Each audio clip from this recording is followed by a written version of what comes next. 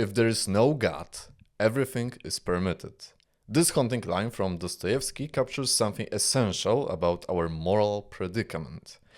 If there is no God, then what stops us from doing anything we want? And today I want to talk to you about the hypocrisy of morality. Not to tear down your beliefs, but because I think there's something liberating in understanding how our moral convictions actually work and why they so often lead us into contradiction. Let me start with a simple sentence. Theft is wrong. Now, is this statement true? Your immediate reaction might be, of course it is. But pause for a moment. How do we actually assess whether this is true? What makes it true? We need what philosophers call a truth maker. Something in reality that corresponds to our statement. Maybe theft is wrong in our society, so people feel inclined to say no. But what about a society with different rules? Does that make the statement false there? So the statement can be false in one society and true in another society? Or is the value of that statement universal? Even in our society, where theft is generally considered wrong, what about special cases? What about stealing medicine for your dying child, for example? What about Robin Hood taking from the rich to feed the poor? Suddenly, our clear moral statement becomes murky. And this is where things get interesting. In any society, we have different types of rules, like morality, etiquette, law, and often religion. Each has its own function, but they are all somehow related to each other. The problem is that each group treats their moral beliefs as inherently true, as if they are written into the fabric of reality itself. And this makes discussion and moral consensus nearly impossible. It's like two religions trying to reach a compromise. Okay, from Monday to Wednesday, we'll follow God A's rules. And from Thursday to Sunday, we'll follow God B's rules. It doesn't work that way. Moral beliefs are often treated as sacred. They provoke resentment, fear, and the desire for moral domination. So the complete annihilation of any morality that opposes our own. And here is the irony. All of these responses often contradict the very morality they are supposed to defend. And this is precisely the hypocrisy of morality we are exploring today. Before we dive deeper, let's clarify what we mean by morality. Philosophers distinguish between two uses of the word. Descriptive morality refers to the codes of conduct actually put forward by specific societies, groups, or individuals. This is what anthropologists study when they examine different cultures. It is morality as it actually exists in the world. But there is also normative morality that refers to a code of conduct that would be accepted by anyone who meets certain rational conditions. Essentially, what morality should be if we could all think clearly about it. Here's the thing. If you use morality in its descriptive sense, so the first sense, you will almost certainly deny that there is a universal morality applying to all human beings. Different societies have developed radically different moral codes. And some evolutionary psychologists even argue that we can see the precursors of morality in other primates. But most of us don't think about morality this way. We think our moral beliefs are universal truths. And this brings us to Jonathan Haidt, a moral psychologist who spent decades studying how people actually make moral judgments. In his groundbreaking book, The Righteous Mind, Haidt presents research that reveals something uncomfortable. We don't reason our way to moral conclusions. We feel our way there, then use reasoning to justify what we already feel. And here's one of Haidt's most revealing experiments. He would present people with a scenario, multiple scenarios, but this is an example, where someone takes their country's flag and uses it to clean their toilet in private with no one watching, and then throws this flag, this fabric away. No one is harmed, no one even knows it happened. When asked if this is wrong, most people immediately say yes, absolutely. But when asked why, they struggle to give coherent reasons. Well, it's disrespectful, they might say. But disrespectful to whom? No one saw it happen. But it's just wrong because it's flag, it's a national symbol, they might say. And this is what Haidt calls moral dumbfounding. The experience of knowing something is wrong, but being unable to explain why. Have you ever found yourself in this position? Certain that something was morally wrong, but struggling to actually articulate exactly why. It reveals that our moral judgments often comes from emotional intuitions and not rational analysis. Think about your reaction to that theft example earlier, that theft is wrong. You probably had an immediate emotional response before you started thinking about exceptions and special cases. That's not a flaw in your moral reasoning. That's how moral reasoning actually works. Haidt's research shows that people across cultures respond to moral situations with immediate emotional reactions, then construct rational arguments to support those reactions. And he discovered that our moral intuitions are based on several foundational concerns, like for example, care versus harm, fairness versus cheating, loyalty versus betrayal, authority versus subversion, sanctity versus degradation, and liberty versus oppression. But here's the crucial insight.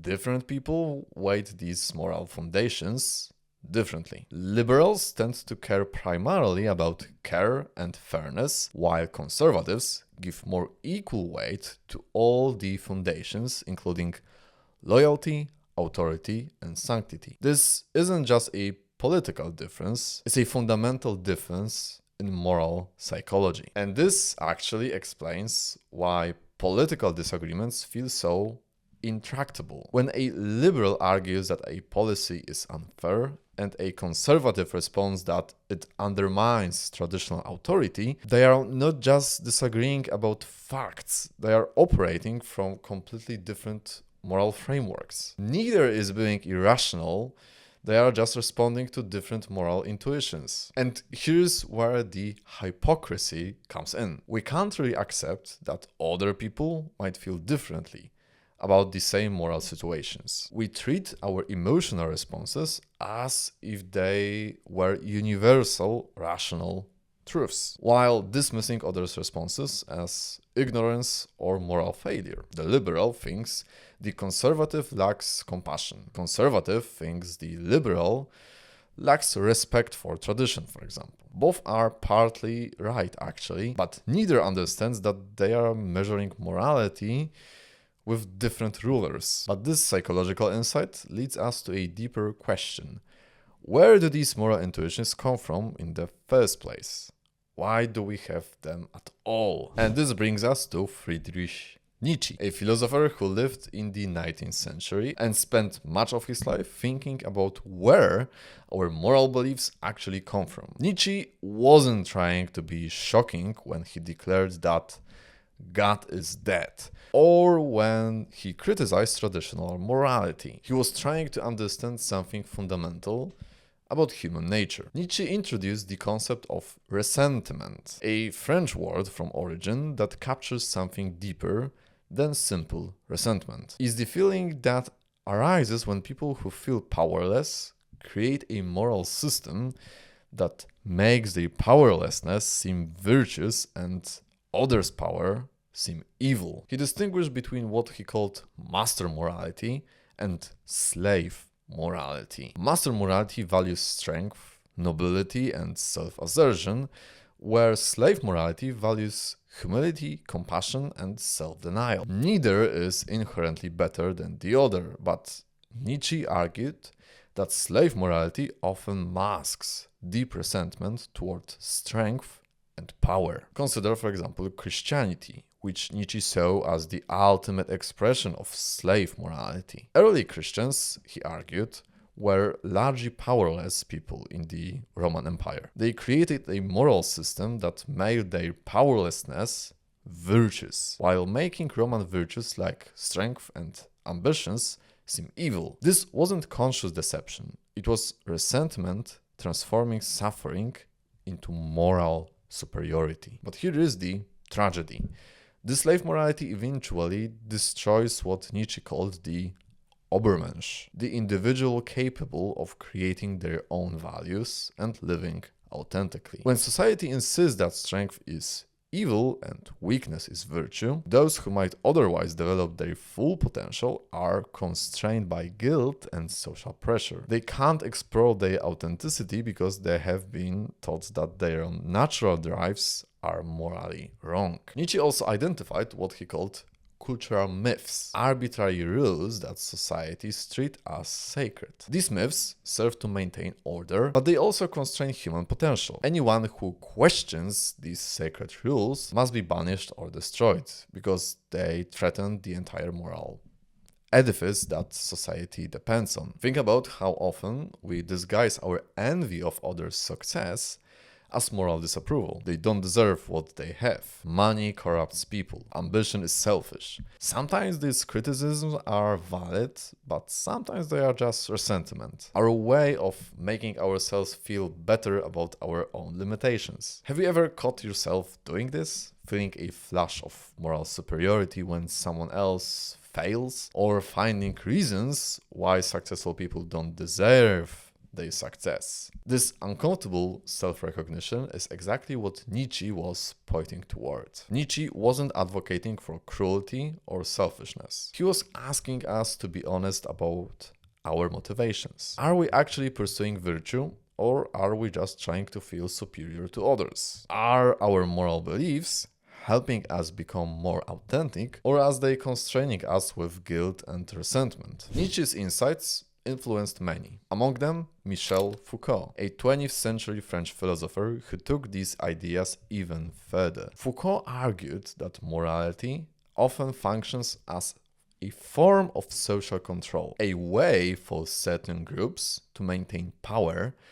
by defining what counts as normal, healthy, or virtuous. Foucault's insights goes deeper than this. He showed us how politics actively creates morality, rather than the other way around. We like to think that our laws are based on our moral principles, but Foucault demonstrated that it's often the reverse. Those in power create moral categories that serve their interests, then use these categories to control society. Consider, for example, how different political systems create different moral frameworks. What's considered virtuous behavior in one political system might be seen as subversive in another. The relationship between morality and power isn't accidental, it's fundamental. Those who control the definitions of right and wrong control how people think about themselves and their place in society. Because remember that people treat morality as something sacred. Foucault lived an unconventional life that embodied rebellion against traditional moral norms. He was openly gay at a time when it was dangerous to be so.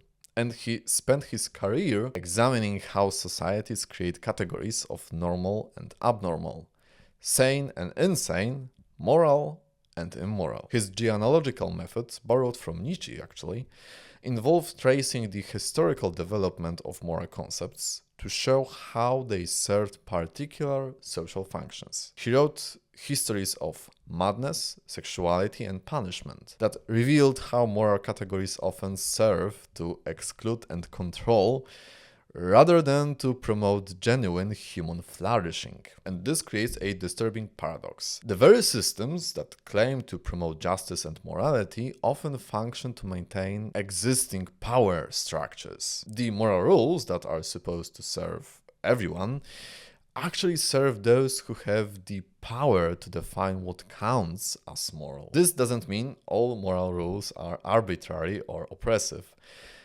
but it does mean we should be suspicious when moral arguments seem designed more to maintain existing power structures than to actually help people. But power isn't just political. It's also psychological. The way we internalize social expectations can be just as controlling as any external authority. Jean-Paul Sartre, the existential philosopher, added another layer to this critique, argued that external moral rules, whether from religion, society, or philosophy, can actually prevent us from living authentically. For Sartre, authenticity meant taking full responsibility for our choices rather than hiding behind external authorities. When we say, I had to do it because it was the right thing to do, we're often avoiding the uncomfortable truth that we choose to do it. And Sartre, of course, is famous from the quote, "Hell is other people." This wasn't just about difficult relationships, it was about how the presence of others and their expectations can trap us in inauthentic ways of being. Other people represent the general social rules, the moral expectations,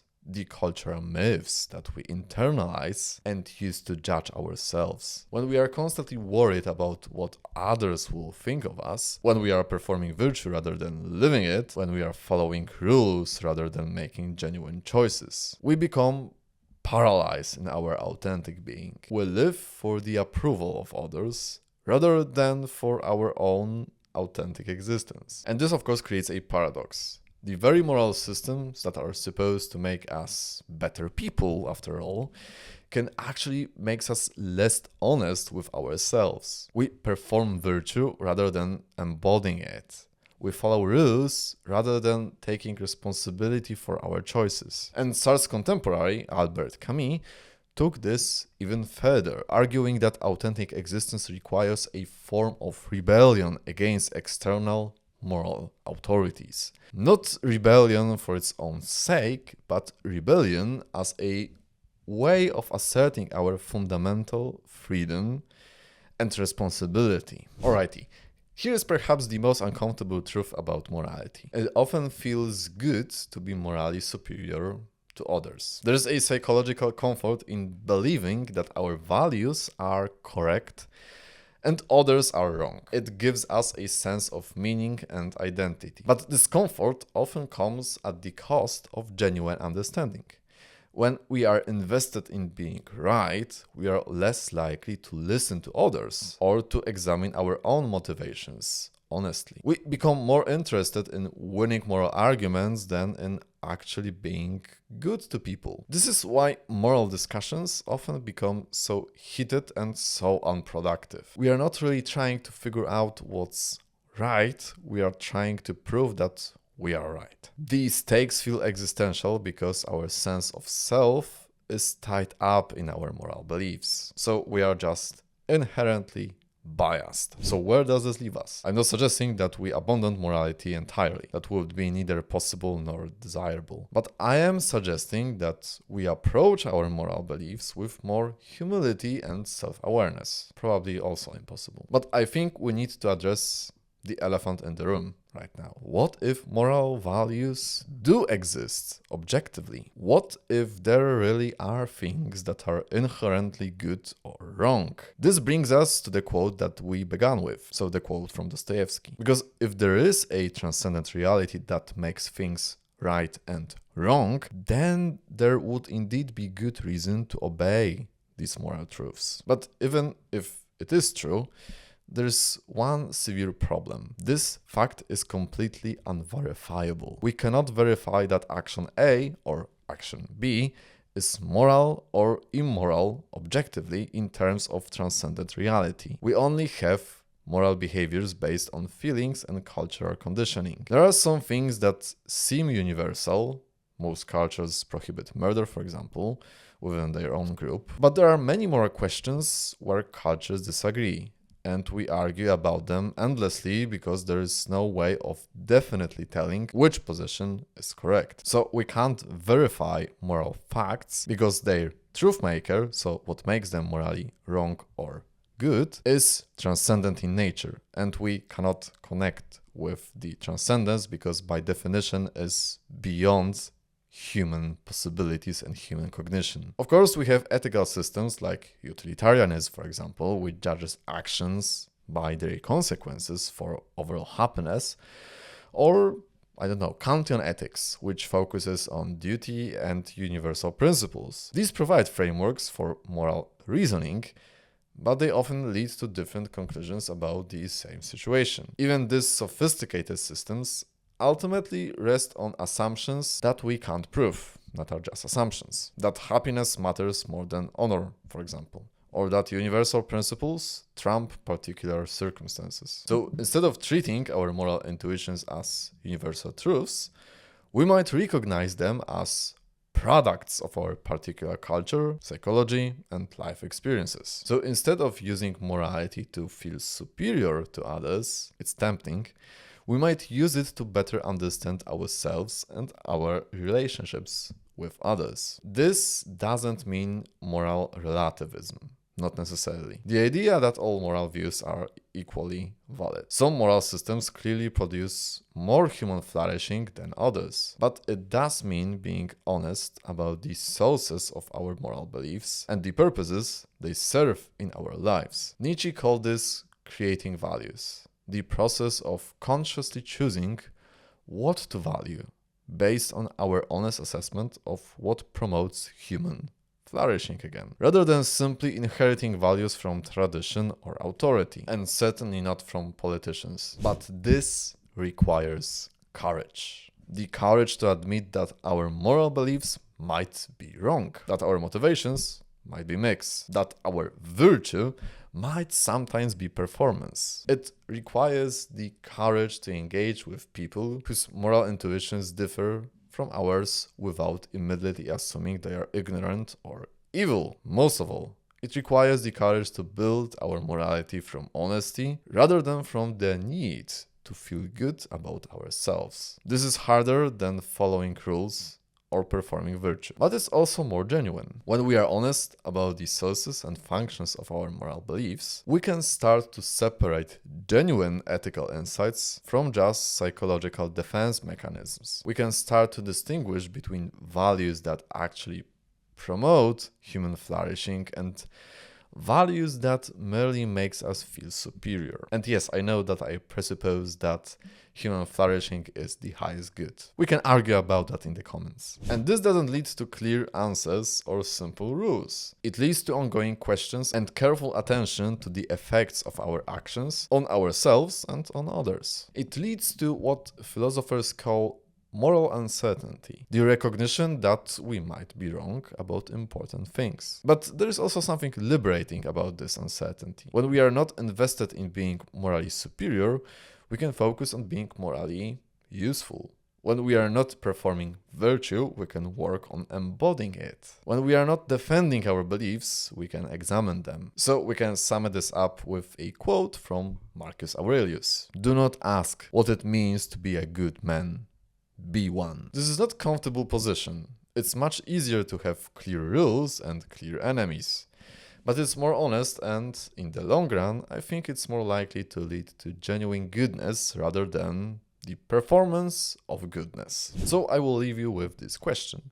What if the goal isn't to be morally right, but to be morally useful? What if instead of defending our values, we focused on living them, on embodying them? What if instead of judging others' moral failures, we examined our own? These might be just the right questions to ask if we want to move beyond the hypocrisy of morality towards something more genuine and more useful. So the human condition is complex and our moral responses to it are equally complex. We are capable of both tremendous cruelty and tremendous compassion as humans, often within the same person, sometimes within the same day. Recognizing this complexity in ourselves and in others might be the beginning of a more honest kind of morality. And speaking of the complexity of human experience, if you're interested in exploring how people find meaning and maintain moral courage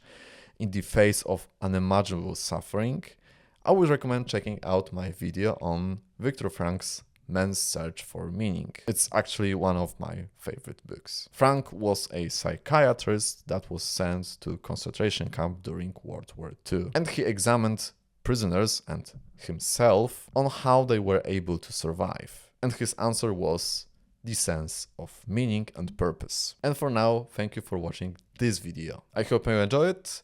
If you did, consider giving me a like and a subscription if you would like to see a video like this somewhere in the future. Comment section is for you, so don't be shy.